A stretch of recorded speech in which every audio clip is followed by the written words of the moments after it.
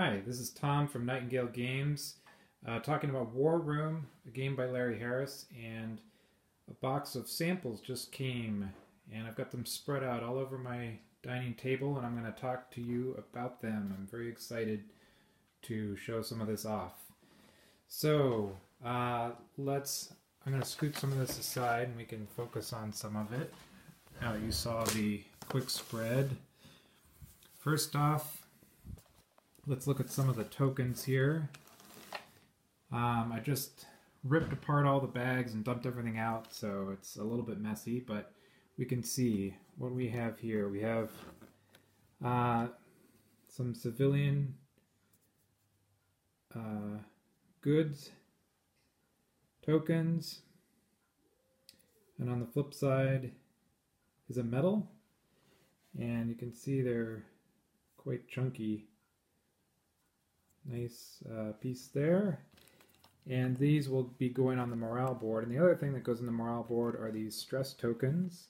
So you've got the 1 denomination, they're both on the same side. And then the larger 3 denomination, we have them different size, so when they're stacked on top of each other, you can tell them apart. Before we had them flipped, but that got annoying, so I preferred this method better. So we've got a bunch of those. These are also nice and chunky. Let's see if we can. And then we have some carrier fighters. These get deployed by carriers. And we have Axis colored ones, red on one side and Allied forces on the other side. And these are like temporary fighter tokens, and that they're cardboard instead of plastic because they don't go in a stack. They go away at the end of the round and then respawn each round. All the plastic bits will be in another video. So here we have an industry token, which you put on top of your newly manufactured stack before it gets deployed to show that this is what you're producing for the round. And then on the flip side is a bomb token, which if an industry site is bombed, you'll put this in the territory. And those are hex shaped, also nice and chunky. And then we have some arrow tags, and a blue for Allied forces, red for Axis. And these you can use for several things, one of which is to put on air unit stacks to remember that you activated them so that they can move 2 more spaces rather, to go after combat ends. There's, in the rules, they describe other uses for them as well that you can use. And we don't have the hotspots because those are going to be even chunkier than these. So that's some samples for the punchboard pieces. And then over here, let's see if I can open this with one hand. We have a bunch of flag markers, which you put in a territory to show that you control it if it's not already one that you naturally control. 1 second. There we go. Alright, so I dumped these out. Let's look at some of them. We have the Soviet. It's a little shiny there. The Soviet Union. The Germany. Imperial Japan. Italy. And Great Britain. Here's the US. And let's see if I can get some of the glare off. And here's the infamous China token. And who are we missing? That's all 7 of them. So let's put this one over here. We have the Axis over here and the Allies here. There we go. And then on the back side, they're just solid colored. There's going to be different markers for the turn order tokens. Those are going to be jumbo sized, and the ones that go on the center wheel. So while I have it now in front of you, this is the reference map. So you can go off in a corner with your friends and discuss diabolical plans to conquer the world. This is, I think, 11 inches, 11 by 11. And there's 2 of them included with the game. And on the flip side is a summary of the rules. This one shows combat operations. And so you'll get 2 of those with the game. The other one summarizes the phases. And then over here, I'm going to rush through this video so it's not too long, but still shows off everything. Here we have some of the storage boxes. The land ones are sort of brownish for land, kind of a whitish one for air, and a bluish one for naval units. And so you can, I've got big hands, but you can kind of see how large they are. And they will have compartments on the inside for each of the different unit types. There we go. And so they don't quite close all the way, so they're easy to open if you're using 2 hands.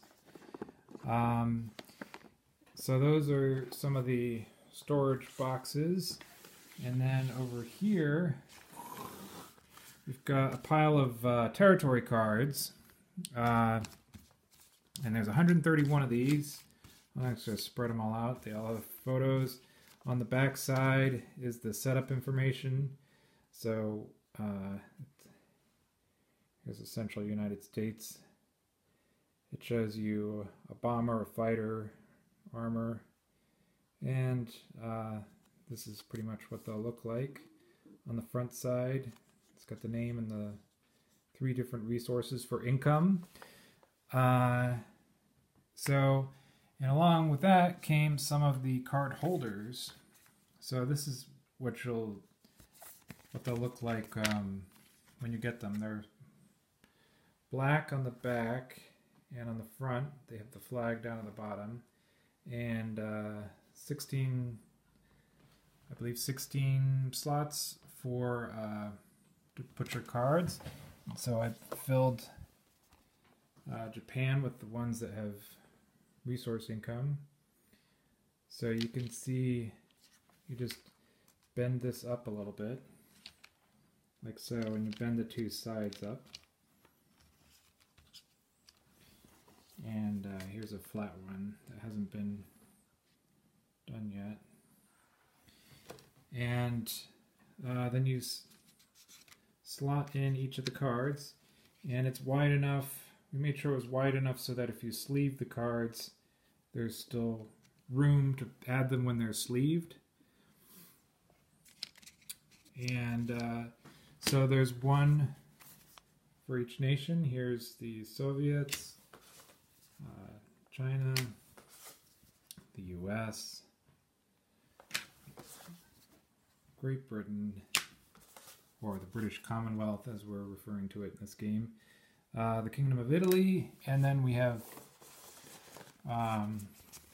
4 black extra ones, so when a particular nation's doing really well, they can slot all their newly acquired territories into these extra slots, or you could just put the neutral cards in there as well. Let's look at some more of the territory cards just so we get a sample of each nation. Here's one from the British Commonwealth.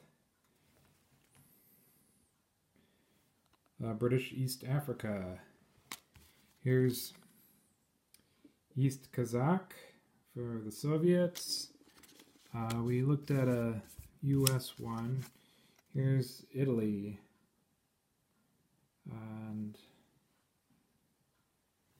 And what else have we not? Here's a German one. There's France. And the neutral one. The neutral ones are subtly different. There's ones that start out the game controlled by the, not controlled, but Allied forces friendly, and those are slightly bluer, and they have a blue trim around their code, whereas the ones that are true neutrals are simply gray. So there's Iceland and Angola, and you can see a little bit the difference there. And on the back they just show where they are. And here's Honan. Are we missing one? I don't think so.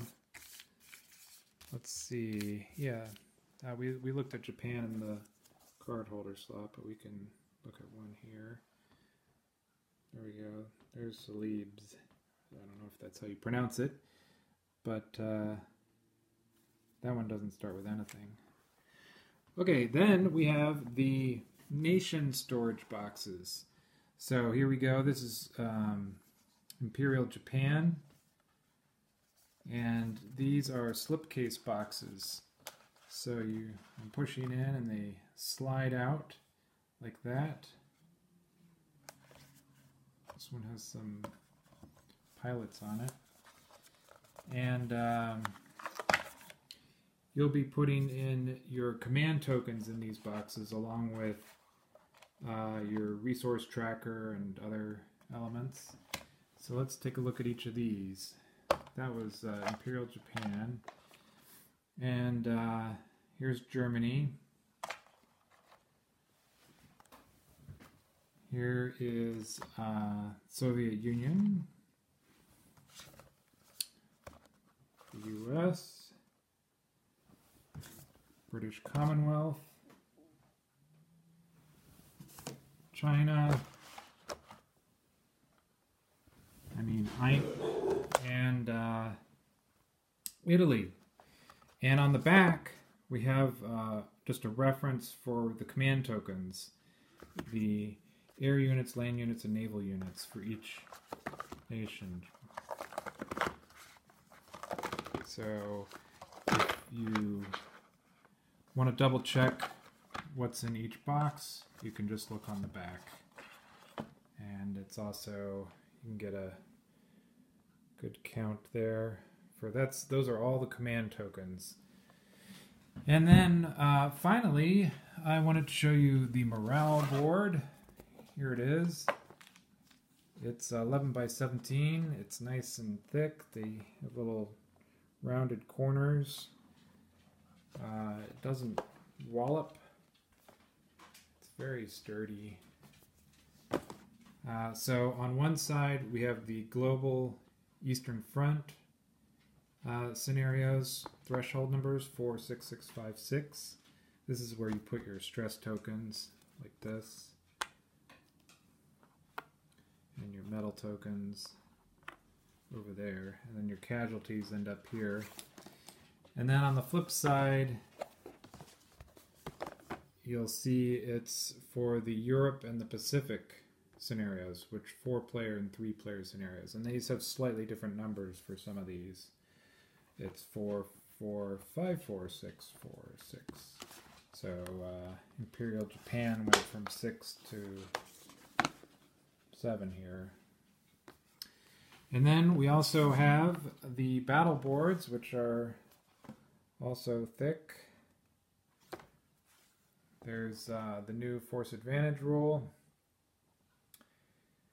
And the flip side shows the naval. And you track with hotspots along the edge here. I've explained how this works in other videos on older, and you'll get 2 of these. So if you want to move the game along and have run 2 battles simultaneously, you can do that if you have enough dice. So that's a very rapid look at a bunch of final components, and hopefully I'll be getting some of the plastic bits in and some of the other things very soon. That's it for now.